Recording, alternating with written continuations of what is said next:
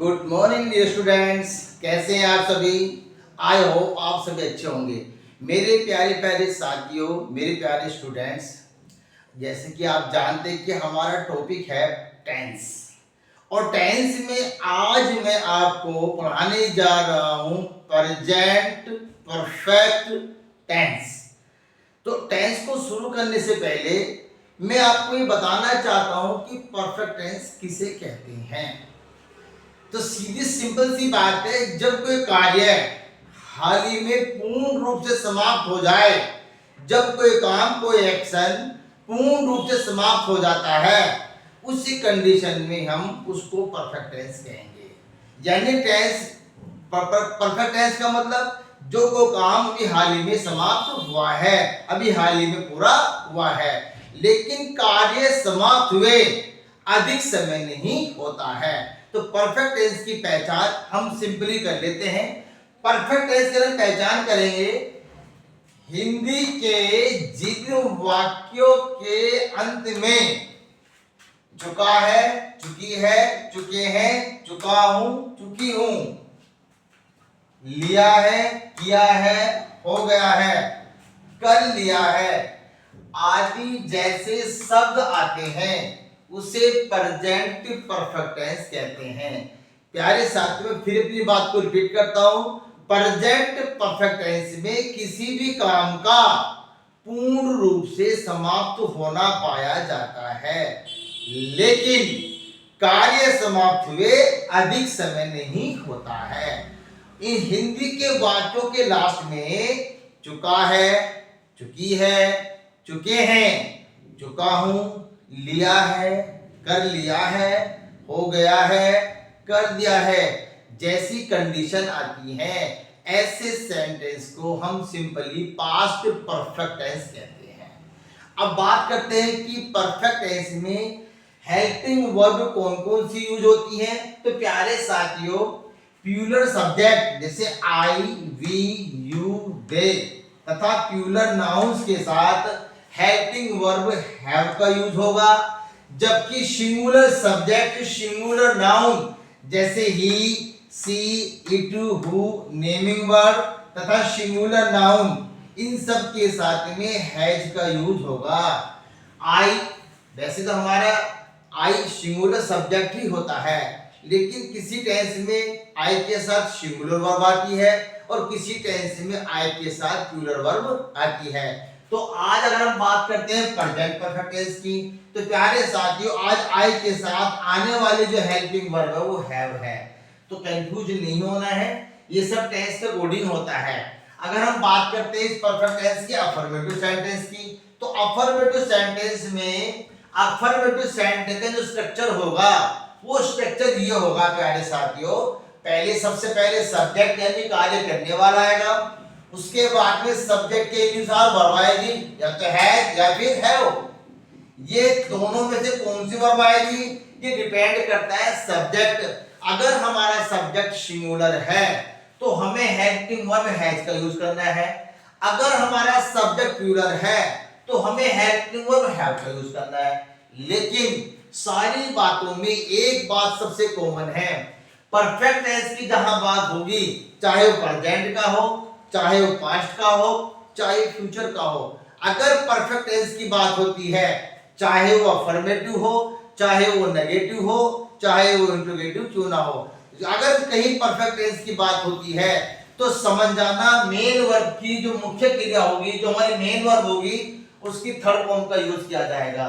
चाहे sentence active में हो, चाहे सेंटेंस पैसिव में हो, चाहे सेंटेंस डायरेक्ट में हो, चाहे सेंटेंस हमारा इनडायरेक्ट में हो, हर एक कंडीशन में मेन वर्ब की थर्ड फॉर्म का यूज किया जाएगा। परफेक्ट टेंस का सबसे बड़ा लॉजिक यही है, सबसे बड़ा सत्य यही है, सबसे बड़ा सच यही है कि परफेक्ट टेंस में मेन वर्ब की हमेशा थर्ड फॉर्म का ही यूज किया जाता है। जी, अगर हम बात करते हैं अफर्मेटिव सेंटेंस की, तो पहले सब्जेक्ट, फिर सब्जेक्ट के अनुसार हेल्पिंग वर्ब हैज या फिर हैव, फिर मेन वर्ब की थर्ड फॉर्म और फिर ऑब्जेक्ट।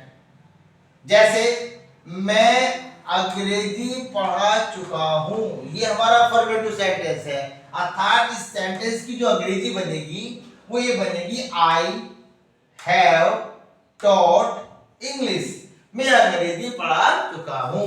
यहाँ पे जो टॉट आ रहा है ये टीच की थर्ड फॉर्म है, टीच की सेकंड फॉर्म भी यही होती है, लेकिन इस वक्त ये थर्ड फॉर्म मानी जाएगी क्योंकि इससे पहले हेल्पिंग वर्ब हैव आया है जी। अब चलो बात कर लेते हैं नेगेटिव सेंटेंस की। नेगेटिव सेंटेंस यानी नकारात्मक वाक्य। नेगेटिव सेंटेंस में पहले सब्जेक्ट आएगा, कार्य करने वाला सब्जेक्ट आएगा, उसके ही अनुसार वर्ब होगी या फिर हैज होगी या फिर हैव होगी। हैज हैव के बाद में हमें नोट लगाना है और नोट के बाद में मेन वर्ब की थर्ड फॉर्म और फिर से ऑब्जेक्ट। इसका एग्जांपल ले लेते हैं, उसने चाय नहीं पी है, He has not taken tea, उसने चाय नहीं पी है। टेक मींस होता है लेना, खाना, पीना, और यहाँ पे टेक की फॉर्म टेकन आई है। प्यारे साथ में पीने की अंग्रेजी ड्रिंक भी होती है, पीने की अंग्रेजी टेक भी होती है और पीने की अंग्रेजी सिप भी होती है, SIPC। ऐसा क्यों? अगर हम बात करते हैं पानी पीने वाली, दूध पीने वाली, तो हम ड्रिंक का यूज करते हैं। अगर हम बात करते हैं कॉफी, चाय आदि पीने के लिए, हम टेक का यूज करते हैं। अगर हम किसी चीज को फूंक मार मार के एक घूंट पी रहे हैं, धीरे धीरे पी रहे हैं, यानी उसको ऐसे कर पी रहे हैं, तो हम सिप का यूज करते हैं। तो प्यारे साथियों, इनमें कंफ्यूज नहीं होना है। चाय पीने की जो अंग्रेजी है वो टेकन टी इसलिए लगाई गई है यहाँ पे क्योंकि यहाँ पे बात हो रही है चाय पीने की। यहाँ पे ड्रिंक का यूज नहीं होगा, टेक का यूज होगा। क्योंकि परफेक्ट टेंस है इसलिए हमने हैज के साथ थर्ड फॉर्म का यूज किया है। आई होप आपके समझ में आ रहा होगा। चलिए अब बात कर लेते हैं इंट्रोगेटिव सेंटेंस की। इंट्रोगेटिव सेंटेंस यानी जिसमें क्या शब्द शुरू में आ जाए, जिसमें प्रश्न उठे। क्या तुमने कार्य कर लिया है? क्या तुम खाना खा चुके हो? क्या तुमने अपना स्कूल का वर्क कर लिया है? क्या तुम यह मूवी देख चुके हो? मतलब कुल मिला के ये है क्वेश्चन शुरू में पूछा जाएगा क्या से क्वेश्चन पूछा जाएगा। जैसे क्या तुमने अपना पाठ याद कर लिया है? इसमें क्वेश्चन पूछा है कि क्या तुमने अपना पाठ याद कर लिया है? जी हाँ। Have you learn your lesson? देखो प्यारे बच्चों, याद करने की जो अंग्रेजी होती है वो लर्न होती है, और यहाँ पे लर्न की जो अंग्रेजी आई है थर्ड फॉर्म आई है लर्न। किसके अनुसार? हेल्पिंग के अनुसार, हेल्पिंग वर्ब के अनुसार। तो हैव के अकॉर्डिंग यहाँ पे मेन वर्ब की थर्ड फॉर्म का यूज किया गया है। सेकंड बात, यू के साथ अपने की जो अंग्रेजी आई है वो योर आई है, क्योंकि यू हमारा नॉमिनेटिव केस है और यू का पजेसिव योर होता है, ही का पजेसिव हिज होता है, सी का पजेसिव हर होता है, आई का पजेसिव माई होता है, यू का पजेसिव योर होता है, वी का पजेसिव अवर होता है और दे का पजेसिव देयर होता है। तो अपने की जो अंग्रेजी आती है वो नॉमिनेटिव के अकॉर्डिंग आती है। जैसे यू के साथ अपने की अंग्रेजी योर आ गई। तो इस प्रकार आपने देखा कि परफेक्ट टेंस को कितना बनाना कितना आसान है, किसी में कोई मुश्किल वाली बात नहीं है। तो परफेक्ट टेंस की सबसे जरूरी बात होती है पहचान कैसे करें हम। तो हिंदी में अगर बात करते हैं पहचान की, तो इसके पहचान के लिए यही ध्यान रखना है, लास्ट में चुका है, चुकी है, चुके हैं। ठीक। इंग्लिश में क्या ध्यान रखना आपको? पहले सब्जेक्ट, फिर हेल्पिंग वर्ब हैज या हैव, फिर मेन वर्ब की थर्ड फॉर्म और लास्ट में ऑब्जेक्ट हो या ना हो उससे मतलब हमें नहीं है। हमें मेन चीज देखनी है सब्जेक्ट प्लस वर्ब, और हेल्पिंग वर्ब हैज हैव का यूज किया जाएगा अगर हम बात करते हैं प्रेजेंट परफेक्ट टेंस की। ठीक। तो आई होप आपकी समझ में आ रहा होगा। अब इस टेंस में आगे अगर हम बात करते हैं कि चलो सर ये तो सेंटेंस सिंपल है, आसान है, सिंपल से थे, बहुत आसान से थे, समझ में आ गए। क्योंकि मैं समझता हूं जब ये है ही इजी तो उसमें टेढ़े वाले की बात होनी नहीं चाहिए। लेकिन अगर सेंटेंस हमारे थोड़े से टेढ़े मेढ़े आ जाए तो उनकी अंग्रेजी हम कैसे बनाएंगे? सपोज कीजिए सेंटेंस है, मैं अंग्रेजी पढ़ा चुका हूं, तो इसकी अंग्रेजी मैंने बना दी I have taught English, I have taught English. लेकिन अगर ये सेंटेंस ये ऐसे बन जाए कि मैं अंग्रेजी पहले ही पढ़ा चुका हूं, मैंने अंग्रेजी पहले ही पढ़ा दी है, पहले ही शब्द मैंने इसमें और जोड़ दिए, मैं अंग्रेजी पहले ही पढ़ा चुका हूं, तो पहले ही की अंग्रेजी हम लगाते हैं ऑलरेडी। पहले की अंग्रेजी होती है ऑलरेडी, ALREADY, ऑलरेडी। इसका मतलब होता है पहले ही, पहले ही। प्यारे साथियों, पहले की बिफोर भी होती है, बिफोर। ये दोनों ही हमारी एडवर्ब है, ठीक। दोनों ही टाइम को इंडिकेट करती हैं। एडवर्ब टाइम है, पहले ही, ऑलरेडी, बिफोर, पहले ही। इनका मतलब होता है पहले ही। अब मैंने सेंटेंस, जो मैंने क्वेश्चन भी बताया था आपको, ये था मेरा कि सेंटेंस जो मैंने आपको बताया ये था कि मैं अंग्रेजी पहले ही पढ़ा चुका हूं। अब इसमें हमें इसको ऐड करना है, ऑलरेडी को। अगर क्वेश्चन में ये बात आती है कि ये काम मैं पहले कर चुका हूं, तो पहले की अंग्रेजी या तो ऑलरेडी होती है या बिफोर होती है। अब ऑलरेडी का यूज हमें करना है, तो अगर बात हम ऑलरेडी करेंगे तो प्यारे साथियों, सेंटेंस में ऑलरेडी का यूज हमेशा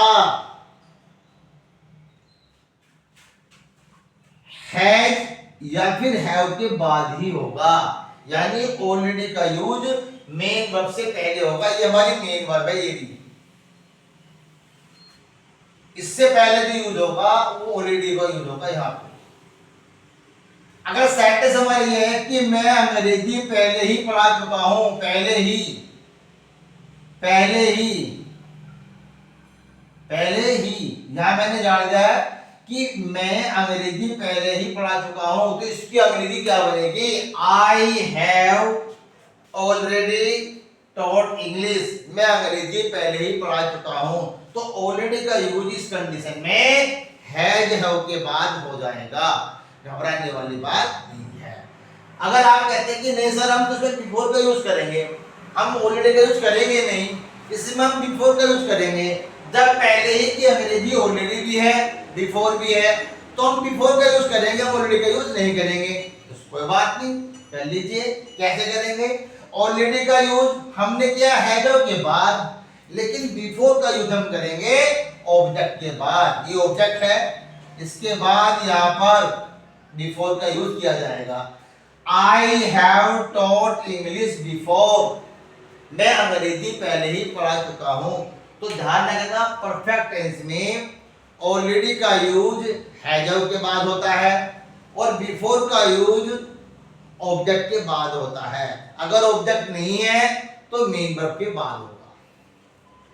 तो पहले ही की अंग्रेजी मैंने आपको बता दी है, घबराने वाली बात नहीं है। चलिए आगे बात कर लेते हैं इसमें। अगर हम बात करते हैं नेगेटिव सेंटेंस की, तो नेगेटिव सेंटेंस में कभी कभी यट का यूज हो जाता है। यट, यट का मतलब होता है भी या अभी तक। भी होता है, तक भी होता है। सेंटेंस ये है, उसने चाय नहीं पी, ठीक है, he has not taken tea। अब सेंटेंस मेरा ये है, उसने अभी चाय नहीं पी, उसने अभी तक, अभी तक, उसने अभी तक चाय नहीं पी है, उसने अभी तक चाय नहीं पी है, उसने अभी तक चाय नहीं पी है। तो इसकी अंग्रेजी बनेगी he has not taken tea yet। he has not taken tea yet। उसने अभी तक चाय नहीं पी है। तो प्यारे साथियों, अगर कुछ इस तरह की कंडीशन आ जाती है तो घबराने वाली बात नहीं है। बहुत आसान है, इजी है, आप आसानी से इनको बना सकते हो। चलिए अब बात कर लेते हैं इस वाले सेंटेंस की, इंट्रोगेटिव सेंटेंस की। इसमें कभी कभी एवर का यूज कर देते हैं, एवर, EVR, एवर। एवर का मतलब होता है क्या कभी। देखो, यट कभी और क्या कभी, क्या कभी, क्या कभी तुमने, क्या कभी तुमने ताजमहल देखा है। तो ये हमारा प्रेजेंट परफेक्ट टेंस है। क्या कभी तुमने ताजमहल देखा है, ये हमारा परफेक्ट टेंस है। तो have you ever seen the Taj, क्या तुमने कभी ताजमहल देखा है। तो प्यारे साथियों, यहाँ पर एवर का यूज हुआ है क्योंकि यहाँ पर क्या कभी की बात होगी। जब मुंह से, हमारे मुंह से निकले क्या कभी, तो समझ जाना यहाँ पे एवर का यूज करना है जी। क्या कभी तुमने लाल किला देखा है? Have you ever seen the red fort? हाँ मैंने देखा है। Yes I have seen the red fort. नहीं मैंने कभी लाल किला नहीं देखा। I have never seen the red fort. कभी नहीं की अंग्रेजी नेवर आ गई, कभी की अंग्रेजी एवर आ गई। तो ये सारे वर्ड जो होते हैं जो बता रहा हूं वो परफेक्ट टेंस में यूज होते हैं। Never been, ever been, yet been, already been, before been, इन सब का यूज जो होता है परफेक्ट टेंस में होता है।